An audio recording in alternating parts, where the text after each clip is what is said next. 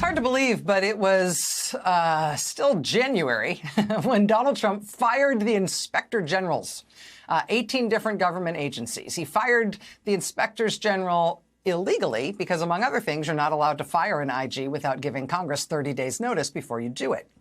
One of those inspectors general was this woman. Her name is Phyllis Fong. She's the inspector general for the U.S. Department of Agriculture. Phyllis Fong is a nonpartisan technocratic official. She was appointed by President George W. Bush more than 22 years ago. She has served under Democratic and Republican presidents ever since. But when Phyllis Fong learned that she had been fired along with all the other inspectors general, she, like everyone, I think, recognized that the announcement of her firing was illegal on its face. And if an announcement is illegal, you might reasonably conclude that it's therefore non-binding. Therefore, the day after Donald Trump announced that she and 17 other inspectors general were fired, Phyllis Fong nevertheless showed up for work. She showed up for work the next day, just like she had done for the past 2 decades. According to Reuters, Ms. Fong said her firing was not legal, and so she was going back to work. Initial reporting said they then bodily escorted her out of the office. USDA then disputed that and said, no, she left of her own accord. Either way, she didn't make it easy for them. Her firing really does appear to have been blatantly illegal. So she did not accept it, and she still showed up. We're seeing other stories along these lines, individual acts of showing up or speaking up throughout the federal government. When Trump ordered federal agencies to get rid of any references to gender ideology, whatever that means, and demanded that federal workers must resign en masse or else, one administrative judge at the Equal Employment Opportunity Commission sent an email to the new Trump-appointed acting boss of that agency, and she CC'd pretty much everybody else in the building on that email. The email included a reference to the president's top campaign donor, Elon Musk, the wannabe occupant of Mars.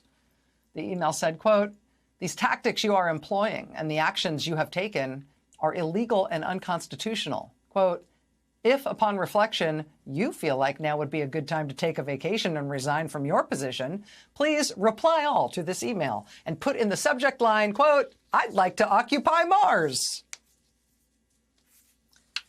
The acting head of the EEOC apparently did not do that. Nevertheless, credit for the question. Humor, determination, showing up, speaking out. Tonight we have with us 2 of the high-ranking, big-deal government officials who have thus far stood up to Trump and what he's done. First, we are going to speak with Ellen Weintraub. She has been a member of the Federal Elections Commission since 2002. She has chaired the commission 4 times. This week, President Trump attempted to fire her. Ms. Weintraub responded in a post on Twitter, quote, "Received a letter from POTUS today purporting to remove me as commissioner and chair of the FEC.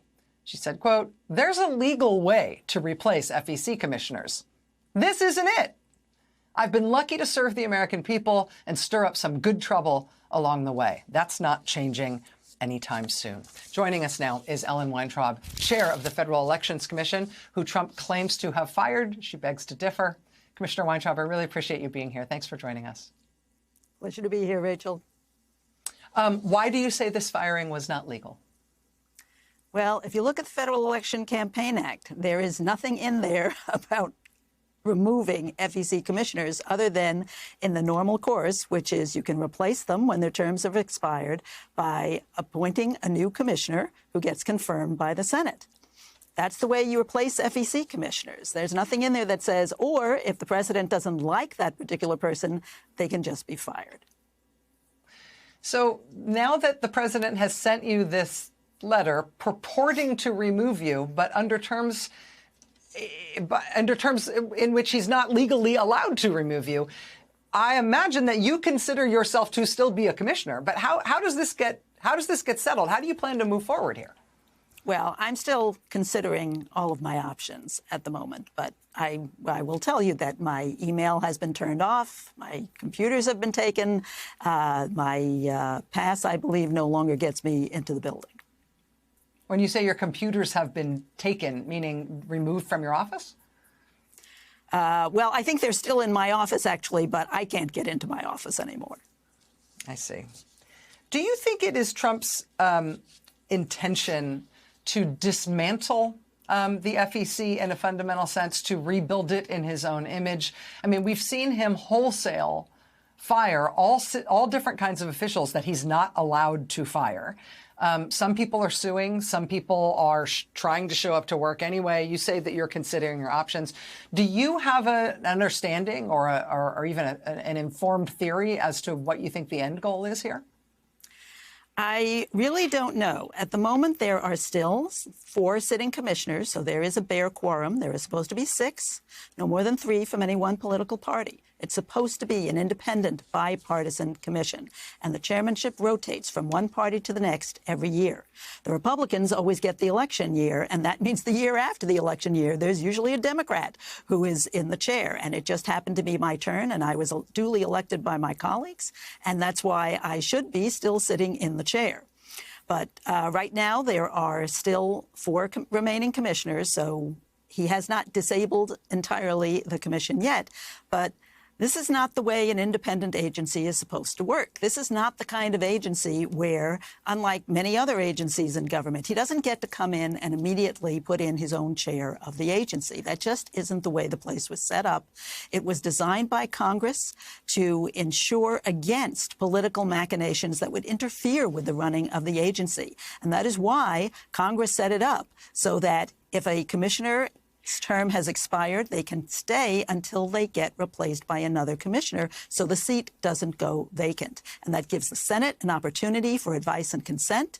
In this case, since mine is a Democratic seat, it should give the Democratic leaders in Congress an opportunity to weigh in on who they think ought to be sitting in the seat.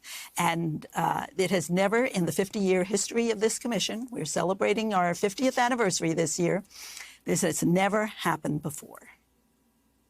It's never happened before. And there's been so much partisan fighting over the FEC. And there's been so much like bad faith fighting over the FEC by various political factions over the years, and in other circumstances in which I have interviewed you on television about those shenanigans. But this is something that's never happened before. You know, if he does remove more commissioners, if he is trying to disable the FEC, can you explain to our viewers in plain language what that would mean if the FEC effectively went away, if he was able to shut down the functioning of the commission?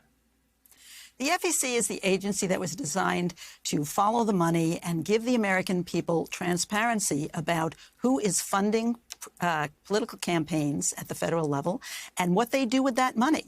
And if the FEC can't do its job, then the public is left in the dark. There is already too much dark money in our system, and without an FEC, there would be even more. Basically, all of it would be dark, and there would be no one out there to enforce the law.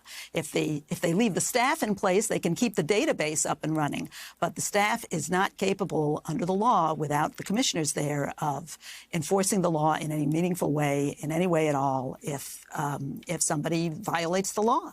It's a law enforcement agency, and the law ought to be followed. The agency needs to be there to enforce the law, and the laws ought to be followed in the ways that the commission is constituted. Ellen Weintraub, chair of the Federal Elections Commissioner, longtime commissioner on the FEC. Ellen, I don't know. As you say, you're keeping your options open in terms of how you plan to move forward here now that the president purports to have fired you by means he's not allowed to fire you by. But please keep us apprised and come back to let us know what you decide. Ellen Weintraub, chair of the Federal Elections Commission, thank you for joining us. Thank you, Rachel.